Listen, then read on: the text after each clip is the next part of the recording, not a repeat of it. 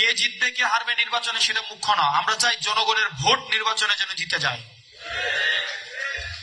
আমরা নির্বাচনটা আমাদের জিততে হবে, নির্বাচন ব্যবস্থাকে জিতাইতে হবে।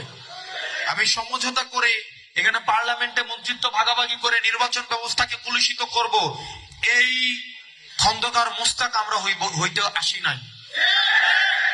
আমরা লড়বো, স্বচ্ছ লড়াই করে প্রয়োজনে হারবো, যে জিতবে তাকে সমর্থন দিব, কিন্তু আমরা মাঠ থেকে এভাবে উঠে যাব না। কারো বগলের নিচে গিয়ে মন্ত্রিসভায় গিয়ে ওই মন্ত্রিত্ব থেকে আমরা জনগণকে সাথে নিয়ে আমরা রাজপথকে আমরা সংসদ বানাবো।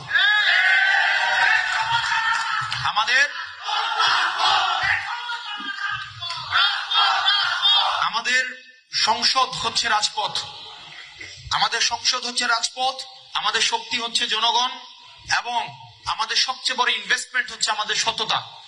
আমরা রাজনৈতিক সততাই হচ্ছে আমাদের সবচেয়ে বড় ইনভেস্টমেন্ট। আমাদের ব্যাকডোর কোন ধরনের নেগোসিয়েশন আমরা বিশ্বাস করি না। আমরা জনগণকে সাথে নিয়ে আমরা লড়াই করতে প্রস্তুত। আমরা শুনছি ব্যালট বাক্স নাকি 12টার মধ্যে ভরে ফেলা হবে, ব্যালট বাক্স নাকি 12টার মধ্যে ছিনতাই করে ফেলা হবে। কিন্তু আমরা বলতে চাই, একজন হাসনাত আব্দুল্লাহ আমরা যদি রাস্তায় দাঁড়াই থাকি, আপনাদের সমস্ত শক্তি দিয়েও আমরা ব্যালটের জয় আপনি থামাইতে পারবেন না।